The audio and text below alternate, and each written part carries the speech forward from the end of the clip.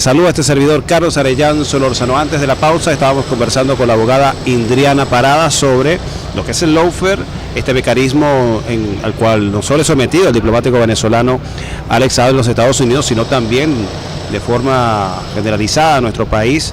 Decía que si bien estos mecanismos de intervención de la justicia desde el extranjero no han podido intervenir en Venezuela, han trasladado ese foco de acoso a través de las plataformas del derecho internacional. Sobre este y otros temas también del mundo vamos a conversar con dos invitados internacionales muy familiarizados con la causa de Venezuela y también que a menudo han visitado Venezuela. Una de ellas es Geraldina Colotti, de Italia. Muy buenas tardes, Geraldine. Y tenemos acá al medio, y lo puedo decir al medio porque también nos están siguiendo por señal en streaming, Aníbal Garzón. Nos puedes escuchar y nos puedes ver por la señal en streaming de Radio Nacional de Venezuela por YouTube. Muy buenas tardes. Muy buenas tardes a todas y a todos. Acércate un poquito más. Carlos, gracias por la invitación. Un saludo a nuestro colega, compañero.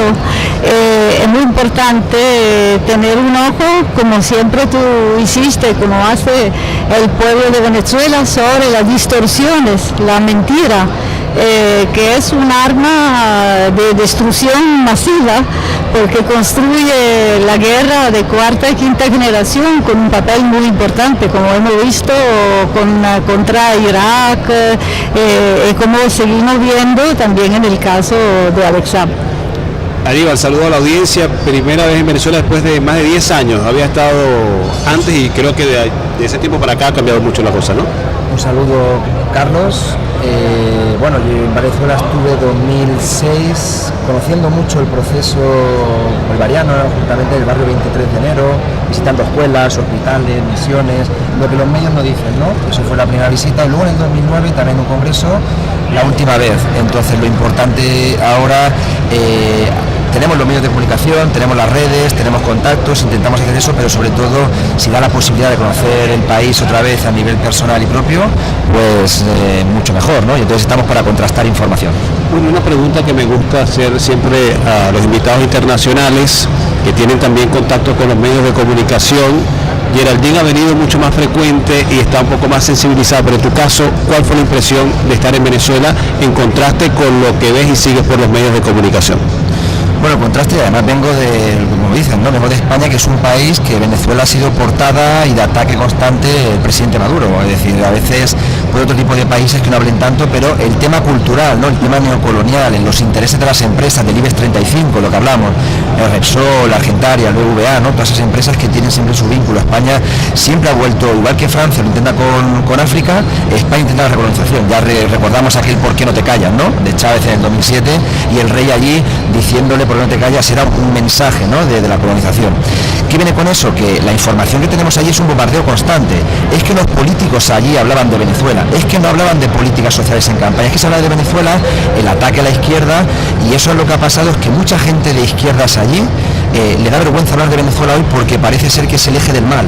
Entonces, si yo hablo de Venezuela puedo perder votos, cuando lo que tenemos que hacer es esa contrainformación. Ahora, la gente que venimos a Venezuela, también la idea es coger información propia de barrios populares, de periodistas, directa, para ir también a España y que no nos puedan decir una persona que no ha venido, no ha contrastado las vivencias constantes de Venezuela, nosotros la hemos encontrado. No veo la gente, miles de personas con hambruna. Tiene sus problemas, porque hay un bloqueo, eso está claro. Pero nos dicen tranquilamente barbaridades. Yo no veo a militares aquí, no veo un campo de concentración. Es que si leemos la prensa española, El País, El Mundo, parece que Venezuela, estamos hablando aquí del diablo, del demonio. Entonces hay que contrastar con fotografía directa, fuentes de verificación, y a España puede contrastar del 2009 hasta ahora los cambios que ha habido, las mejoras y las peores. Hay que ser autocríticos en todo proceso, eso está claro, pero saber que parte del problema de Venezuela viene por un bloqueo instalado por Estados Unidos, por el presidente Obama, que le dieron el Premio Nobel de la Paz en el 2014, creando esto una amenaza extraordinaria. La amenaza extraordinaria, claro que lo es Venezuela, pero ¿para quién? Para el imperio. Porque Venezuela tiene Petrocaribe, Venezuela hacía Alba. Venezuela no solamente generaba un desarrollo para Venezuela era un desarrollo regional, para países como Cuba, que está viviendo un periodo especial en complicaciones con su bloqueo. Bolivia, que también viví Bolivia, estuve viviendo 3 años en Bolivia y viví la cooperación que hacía Venezuela con Bolivia, el programa Debo Cumple, donde estaban allí Venezuela dando financiación. Entonces, quiero decir que, y no alargar mucho más, que el bloqueo que le han hecho hay que tener en cuenta, y siempre con la vuelta que hagamos de esa información, no solamente un bloqueo hacia Venezuela, es a la integración latinoamericana, como el proyecto de CELAC, que viene también construido de la ideología del comandante Chávez. Geraldine, tu experiencia con ese mundo fuera de Venezuela, que tiene una perspectiva, que tiene una idea que ha sido moldeada por el contenido de los medios de comunicación internacionales. Tú has tenido la oportunidad de venir con mayor frecuencia y recoger más de esa información, beber del agua directamente de Venezuela. ¿Cómo ha sido esa experiencia de contar a Venezuela, en tu caso en Italia, en Europa, a donde viajas? Bueno, yo pienso que el tema de la responsabilidad, que como el comandante nos enseñó, es determinante hoy más que nunca, cuando nadie quiere ser responsable del desastre que hacen, ¿no? Aquí en Venezuela tenemos una oposición apátrida que parece que no tiene responsabilidad en nada, pero también a nivel global eso pasa en los países capitalistas, donde se ocultan las razones, entonces la responsabilidad del enfrentamiento de intereses que determina el capitalismo. Por lo que de mi humilde persona, yo tengo una triple ventaja, porque de un lado soy una revolucionaria del siglo de antes, el siglo de las revoluciones, que ha vivido todos los pasajes, o sí también de la derrota, que se ha verificado también en Italia, en Europa, donde se intentó tomar el poder con las armas, una experiencia que se ocultó completamente. Una experiencia interesante sobre la que hiciste incluso una novela, tengo entendido, ¿no? Sí, sí, varios libros sobre eso. Se ocultó completamente, a diferencia de lo que pasó en Venezuela, en la Cuarta República, donde ha habido un balance y por eso una salida hacia el socialismo, a pesar que el socialismo había sido diabolizado, porque éramos en el momento cuando se determinó la rebeldía cívico-militar de máxima esplendor, entre comillas, del capitalismo, que nos hacía pensar que estuvimos en el fin de la historia, ¿no? Este punto de observación permite también de mirar el caso de Alexab, ante de todo con una conmoción particular, porque él habla de una situación que yo he conocido muy bien en 25 años de cárcel, ¿no? Cuando él está ahí, sí. Pero sobre todo mostrar cómo, sin empoderarse de nuevo de todos los instrumentos de análisis, que son instrumentos de lucha del siglo de la revolución, sin memoria histórica no hay futuro. Lo que vemos en Italia, en los países de Europa, donde ha habido un furto de concepto, porque si no los periodistas no pueden nombrar capitalismo, imperialismo, porque si no, como estaba diciendo antes Aníbal, ¿no? Si no, no te invitan a la mesa buena, no te dejan escribir, porque pasó una idea que después de la caída de la Unión Soviética hay dos totalitarismos, una metafísica que nos permite de examinar que la verdad verdadera del enfrentamiento de intereses, de vez en cuando el imperialismo lo dicen, sea como hizo Trump recién, pero también con los hechos, cuando a pesar del quinto enmendamiento, que supuestamente enfatizan tanto en Norteamérica, se pone en la cárcel, se mata a un periodista, Julian Assange, porque ha desenmascarado lo que los marxistas siempre sabemos, que los capitalistas son tiburones, que se comen entre ellos, pero que se ponen siempre de acuerdo cuando se tiene que comer a los pueblos, que son los enemigos principales, que la amenaza inusual extraordinaria que representa Venezuela por el imperialismo y la amenaza del ejemplo, en un periodo donde nos hace creer que no hay alternativa al capitalismo, que tenemos que soportar, sobre todo los pueblos, la clase popular de los países capitalistas desorientados, tenemos que soportar todo lo que nos impone, porque los derechos no son derechos sino beneficios.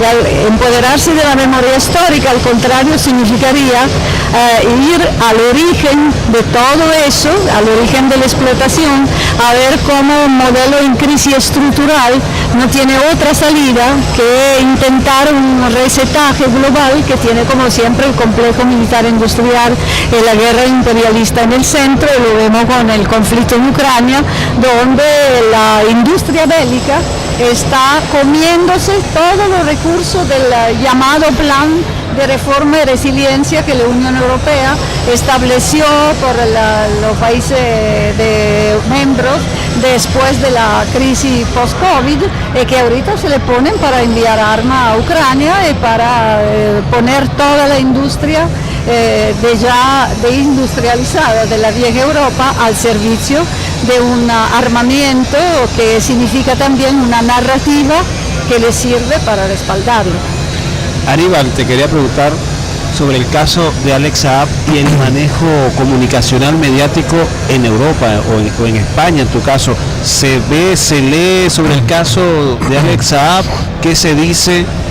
¿Qué factores responden y contrarrestan a la campaña negativa en Europa?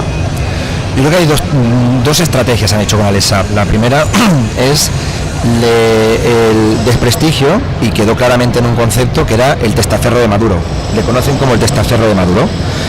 Ese concepto lo utilizaron algunos medios de comunicación, es decir, oficiales de la derecha, ¿no? El País, que hace injerencia aquí comunicativa, El Mundo a Razón, y quedó ahí. Eso fue en el momento de mucha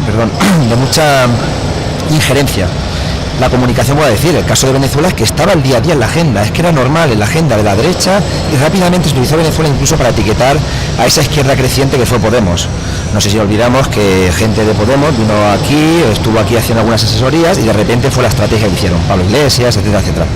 Ellos mismos ya no se apartaron de Venezuela porque no querían ser etiquetados, en lugar de hacer un frente de resistencia, ¿no? Es decir, Venezuela es un país soberano atacado por el imperialismo norteamericano, pero ellos querían votos, eso hizo la izquierda. Entonces, el primer fenómeno de Alex Saab fue ese, el desprestigio del tema del testaferro, y incluso llegaron a decir información de si era miembro de la CIA en el 2019, esa información salió. O colaborador de la DEA, con la CIA y tal, ya llegará un momento que era eso. Ese fue el primero.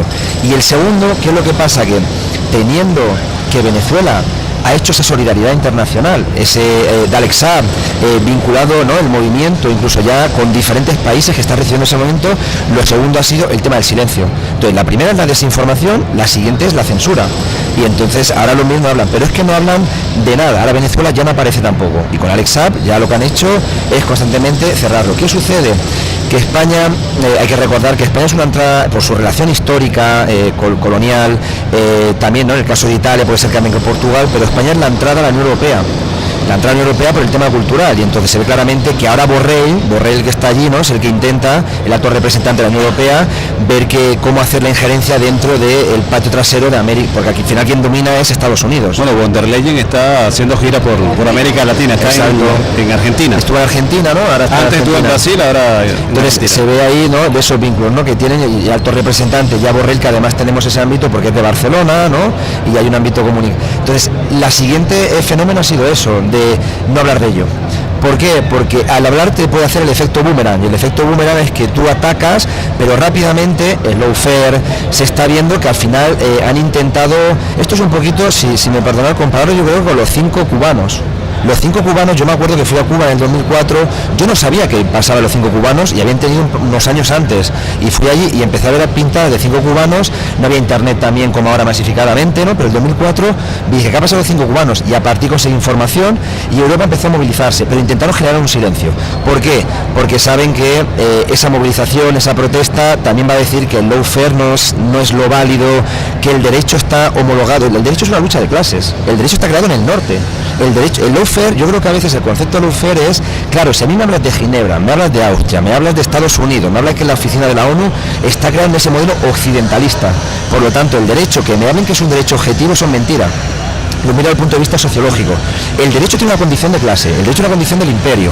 Primero lo interpretan a su gusto, y segundo lo construyen teóricos intelectuales cuando acabó la Segunda Guerra Mundial con los beneficios del expansionismo. Por ello el lawfare es claro que tiene una herramienta ahí, y yo creo que lo que tenemos que hacer, y no darle más, es sobre todo comunicar lo máximo posible este caso, y sobre todo el movimiento de solidaridad de Venezuela con su trabajo en redes lo ha conseguido, porque hoy en día hay gente en Barcelona, en Madrid, en Italia posiblemente que también, que se está manifestando a favor de la libertad de Alex Saab. Bien, a 1:47 de la tarde, estamos en el Teatro Teresa Carreño en Caracas, en el desarrollo del Foro Lawfare contra Venezuela, 3 años del secuestro del diplomático Alex Saab. Tenemos invitados especiales acá en esta transmisión de Radio Nacional de Venezuela, Aníbal Garzón y Geraldina Colotti. Geraldina, quería aprovechar, darte la palabra para comentar algo justamente que nos estabas planteando antes de entrar al aire, y es colocar dónde comienza o a partir de dónde comienza este fenómeno de la instrumentalización de la justicia, la instrumentalización de los tribunales, del Poder Judicial, con objetivos o propósitos políticos. Nos decía que tiene que ver mucho con tu país.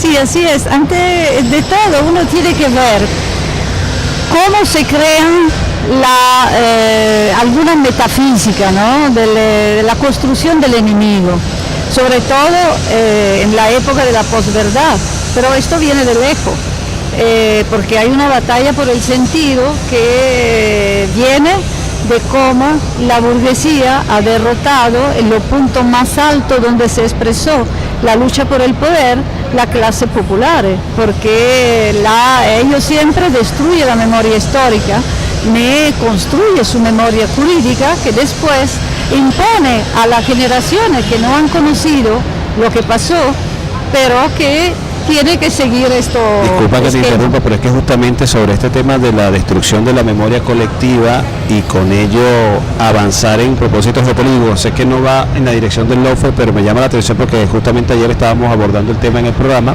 El Mundo en Contexto, que es la normalización del fascismo en Europa. La normalización y el lavado de cara que se le hace al régimen nazi, en donde se le presenta a la audiencia soldados, emblemas oficiales con características del régimen nazi, y aún así no pasa nada, no lo condenan en Occidente, no aprueban las resoluciones propuestas por Rusia para la no glorificación del nazismo. Están deshaciendo prácticamente ese pasado, todo lo que vivió la humanidad hace más de 7 décadas. Hay personas que no lo conocen, y en Europa es mucho más dramático porque fue el epicentro y el desarrollo de este fenómeno del nazifascismo, y es preocupante. Totalmente, tú has tocado un punto fundamental, porque lo que estamos viendo, porque la clase popular al parecer no reaccionan sobre este tema, porque el camino ha sido allanado por lo que habrían tenido que defender estos valores. Hablamos antes del supuesto balance histórico del siglo de antes como una historia de enfrentamiento de dos totalitarismos. El Parlamento Europeo llegó a votar más de 2 resoluciones para decir que nazismo y comunismo es la misma cosa. Entonces, en todos estos años, una supuesta izquierda que se volvió neoliberal hizo todo un trabajo para desmontar la posibilidad que los pueblos se reconocen en las aspiraciones al comunismo del siglo pasado, que continúan con otra forma en países como Venezuela y por supuesto con el ejemplo heroico de Cuba, ¿no? En este sentido, han hablado siempre del fascismo como una cuestión de ignorancia, ¿no?, de enfrentamiento de intereses, no utilizando ninguna palabra que pueda identificar este conflicto, este enfrentamiento de intereses. Entonces hoy en Italia, 100 años de la marcha del fascismo sobre Roma, tenemos un partido heredero del fascismo que hegemoniza una coalición de extrema derecha y de derecha que muestra una tendencia muy peligrosa en Europa. ¿Cuál sería esa organización? ¿Cómo? ¿Cuál sería esa organización? Los Hermanos de Italia, Fratelli d'Italia, que encabeza Giorgia Meloni, que viene de ahí. Nosotros aquí, como tú recuerdas, porque ha informado sobre eso, hemos hecho un importante encuentro internacional sobre el fascismo, ¿no? Que ha creado mucho enlace a nivel global de cómo esta tendencia se tiene que leer no solamente desde un punto específico, sino como las relaciones que el continente Europa tiene con los países del sur, porque el modelo que se quiere exportar es lo mismo, por supuesto con características y contexto diferente, pero vemos que son los mismos personajes de los partidos de extrema derecha, Vox en España, la extrema derecha en Europa y Maurice Le Pen en Francia, que estuvo muy cerca de llegar al gobierno. La Meloni, que algunos meses antes de ser elegida en Italia estaba con Vox gritando todo lo que se tenía que hacer a un nivel de extrema derecha. Ahorita están en América Latina.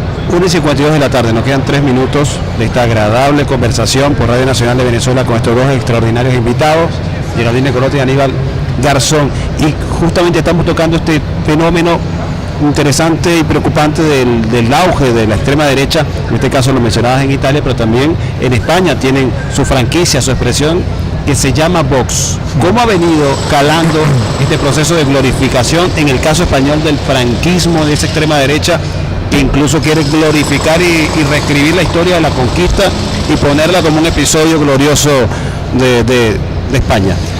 España es un caso especial. En España nunca ha habido una transición política. En España nos venden que esa transición, es decir, se muere Franco, para dar un poco de contexto rápido, en el 75, se crea una constitución en el 78, pero los poderes fácticos son los mismos. No se juzgó a ningún militar franquista. Entonces se cerró, se hizo un punto final. De repente la transición quiere decir que un día se acostaron franquistas y al siguiente eran demócratas. Lo que pasa es que se adaptaron a la nueva realidad de la OTAN y de la Unión Europea. Y para España poder entrar ahí tenía que cambiar sus instituciones en la realidad. Pero no es. Vox es un partido que nace del Partido Popular. Entonces, imaginaos en la retahíla histórica. Nace del franquismo, nace un partido que se llama AP, que es el Partido Popular, pasa a llamarse Partido Popular de Aznar, y finalmente hay gente como su líder, el líder de Vox, que era miembro del Partido Popular. El Abascal era miembro del Partido Popular. Entonces no es diferente, es el mismo. Lo que pasa es que hay un momento que la gente empieza con la crisis económica del 2008 a no votar al PP. Debe ser algo así como estas presentaciones de productos café descafeinado, este más potente. Totalmente. Pero café al fin. Es lo mismo. Extrema o derecha al fin. Además, por ejemplo, Vox no es un partido, podemos decir, fascismo clásico, se adapta a la realidad, no es un partido crítico de la Unión Europea, no es un partido crítico con la OTAN, que al final es realidad. El fascismo a veces lo utiliza como esa soberanía. No lo están haciendo, ni siquiera es un partido neoliberal. Entonces, te mete algunos discursos en el tema del LGTBI o algunos conceptos, pero no lo es. Entonces, no es el fascismo clásico. Se adapta a la realidad y lo que han hecho es crear una nueva fuerza que es la marca blanca del Partido Popular, para que no se pierda ese votante que en su momento fue crítico cuando el 15M y tal. Es lo mismo que ha pasado a la izquierda. Por lo tanto, yo quiero decir que si ahora mismo gobierna el Partido Popular, hemos tenido a Aznar. Es que hemos tenido a Aznar, que ha sido un fascista igualmente, que la guerra de Irak, lo ilegal. Entonces, ¿qué diferencia hay entre Vox y tal? No, ahora viene, ¿no? Y no alargarme ya es... lo que también le interesa que esté Vox en el juego es al Partido Socialista, porque si hay una extrema derecha, yo me sitúo en la izquierda, y el Partido Socialista no es de izquierdas, es de derechas. De esa manera es la comparativa que existe. La ultraderecha, votarme que yo soy la izquierda histórica, cuando el Partido Socialista exactamente lo mismo, otanista, es un partido que se adapta a las políticas europeas, no liberal, y ese es el juego que hay. En definitiva, es un establishment dentro del régimen del 78. Toda una trampa de empaques, entonces, de marketing político en España. Bueno, nos ha llegado la hora 1:55 de la tarde por la señal de Radio Nacional de Venezuela. Nos toca cerrar este ciclo de interesantes conversaciones con invitados nacionales e internacionales en este foro Lawfare contra Venezuela, 3 años del secuestro del diplomático Alex Saab. Estamos transmitiendo en directo desde el Teatro Teresa Carreño en Caracas. La invitación es para que continúe conectado con la señal de RNB y también invitarlo a que nos pueda seguir y ver a través de la señal en streaming de YouTube de Radio Nacional de Venezuela y en todas las redes sociales. Acompañarnos en esta media hora de conversación. Se nos quedaron muchos temas por fuera, pero bueno, terminamos la transmisión y seguimos conversando, que también es una de las mejores entrevistas que se hacen cuando lamentablemente se nos termina el tiempo. Muchísimas gracias, continúe con la señal de Radio Nacional de Venezuela.